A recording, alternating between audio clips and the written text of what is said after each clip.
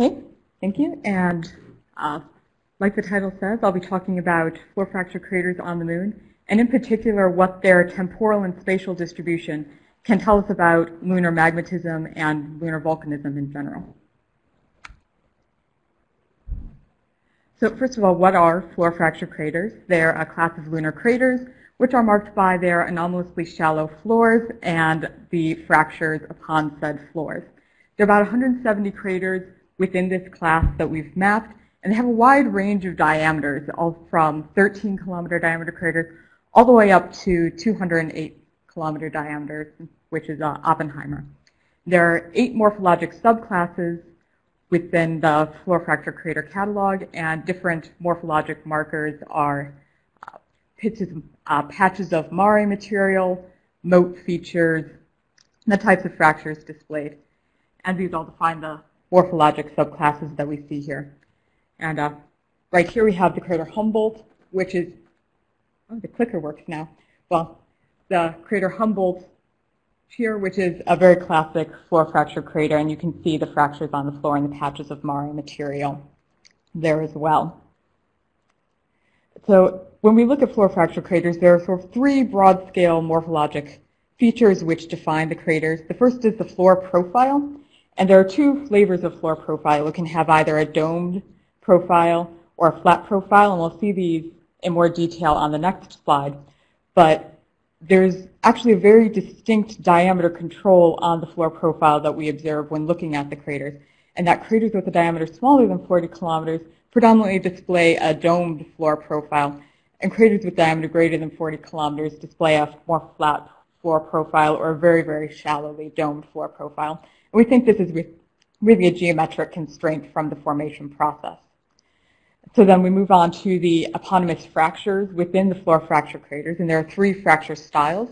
There are radial fractures, there are concentric fractures, and there are polygonal fractures, which is any combination of both radial and concentric.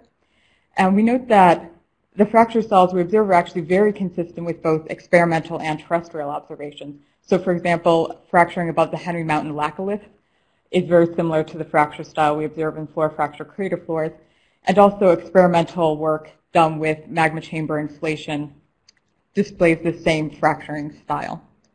And the third class of features is not observed in all floor fracture craters, but it is observed in a majority of them. And these are the volcanic features associated with the craters. And these can include surface lava flows, such as we saw in the crater floor of Humboldt. They can also include vents, which are predominantly located along the fractures, and they are really just vent-like features with no associated deposits. And this separates them from the next class, which are the pyroclastic deposits, also called dark halo craters, which have an annulus of low albedo material surrounding the central vent. An example of this is in Alphonsus, which has numerous dark halo craters and vents.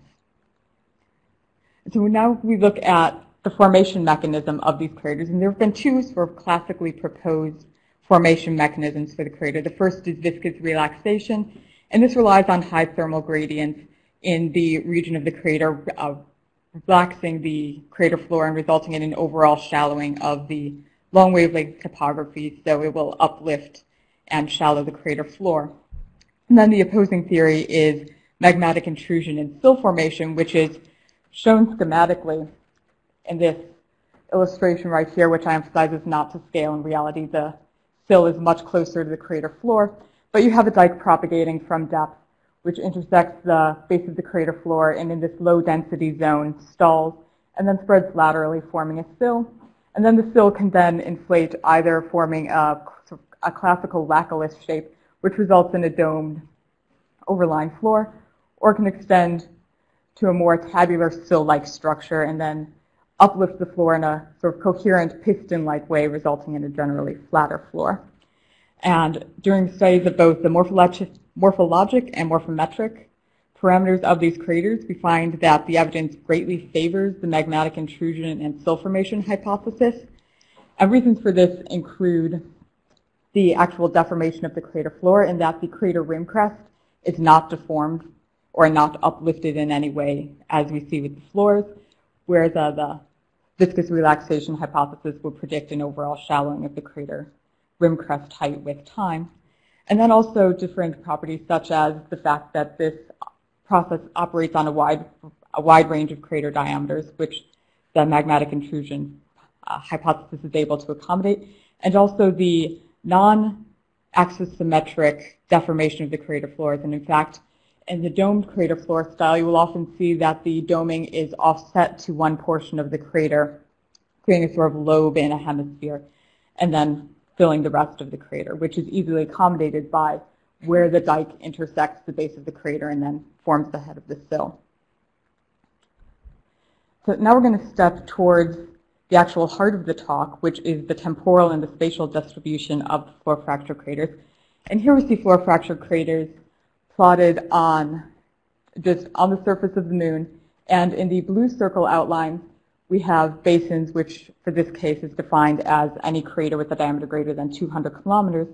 And then the outlines of all the mapped mare deposits. And you can see, just looking at this very striking correlation between the location of floor fracture craters and the locations of basins and mare.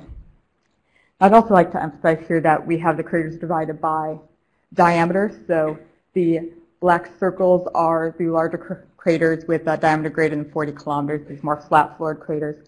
And then the white squares are diameter less than 40 kilometers, the more domed craters.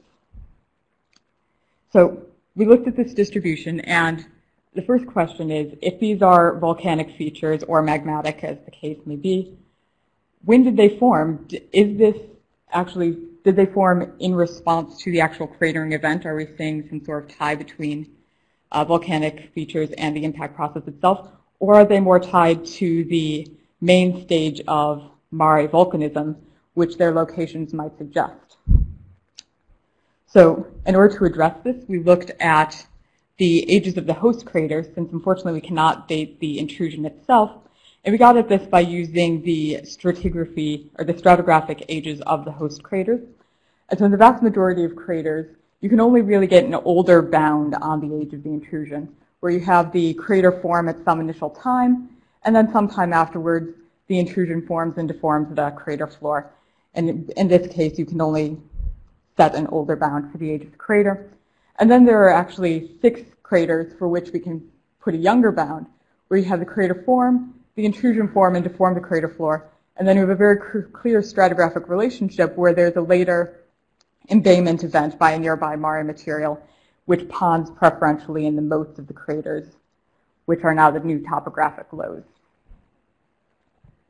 So looking at distribution of these ages, this is what we see. See a large number of the craters, host craters, are Nectarian in age, a large number of lower and upper Imbrian craters, a paucity of young craters, no Copernican age craters, and just a fair few 4 Eratosthenian aged craters, which suggests to us that this is not some sort of late stage intrusive magmatic phase of the moon, so we can rule that out. We can also suggest that these events are not tied to the initial formation stage of the crater, and this comes from morphologic evidence. So if you have a pre-Nectarian crater, which shows very clearly in the crater morphology, you have very degraded rims, very degraded features within the crater, the fractures actually appear much younger than that, suggesting that they were not coincident in formation with the crater formation itself, which leads us to conclude that the ages of these craters are broadly consistent, the ages of the intrusions, are broadly consistent with a formation during the main stage of mare volcanism, which is also corroborated by the distribution we see in the stratigraphic ages. So now we move on to the spatial distribution and the spatial relationships here. And for this, we started looking at the crustal thicknesses in which these craters form. And so here we have a crustal thickness model from Mark Jozwiak's work with the Grail data. And looking at this, you can see that the craters are forming in wide categories with sort of intermediate crustal thicknesses, where you have the greens and some of the yellows where you see the craters. You don't see them in any of this red, high, thick crust, and you do see a couple of them in sort of the lower crustal mare area. And this is just emphasized when we then overlay the mare. You see mare in very low, very thin crust, but not as much in the intermediate crust where you see the floor fracture craters forming.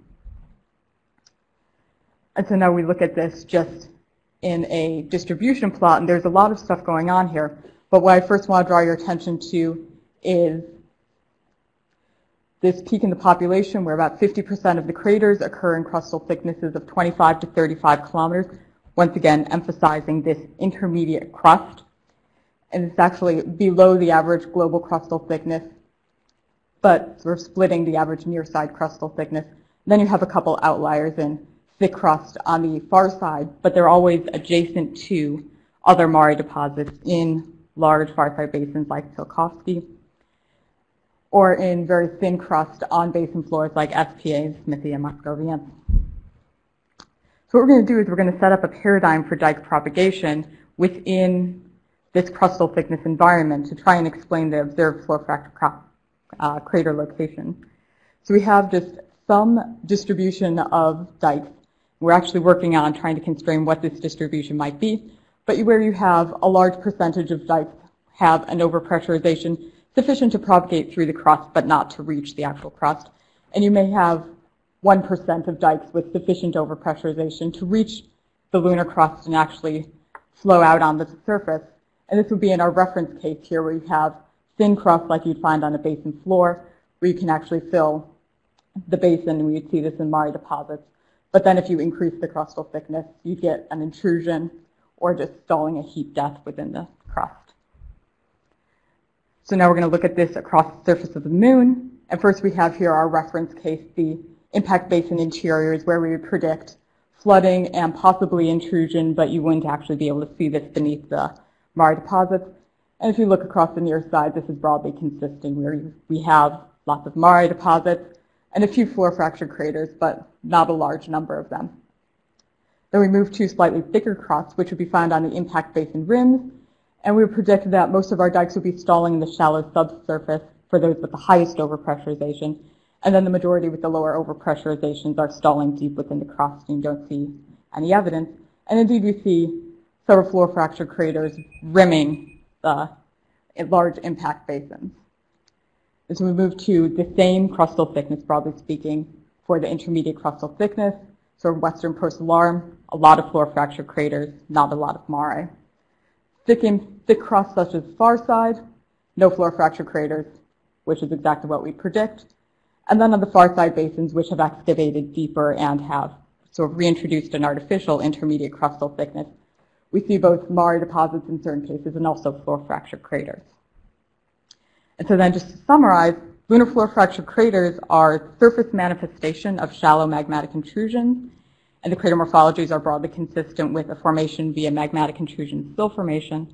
The temporal distribution is consistent with the main phase of Mare volcanism, and the spatial distribution is well explained by this paradigm of dike propagation influenced by the crustal thickness into where it intrudes. So just ongoing analysis is into the intrusion, cooling, and evolution of these intrusions and how that affects the surface morphologies. And then also exciting work with the GRAIL data to try and actually find the signature for these intrusions in the Bouguer data. I'd just like to acknowledge my fellowship, which has supported this work.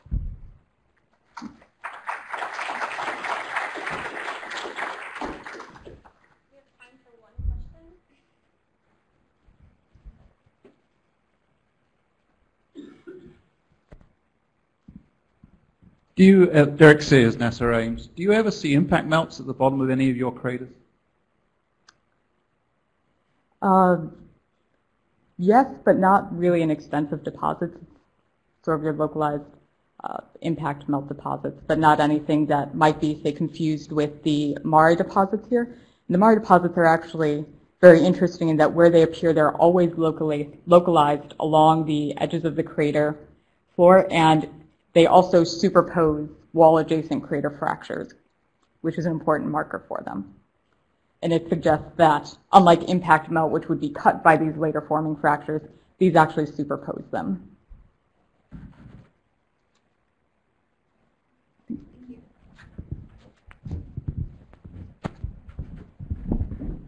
Our next speaker is Jennifer Witten.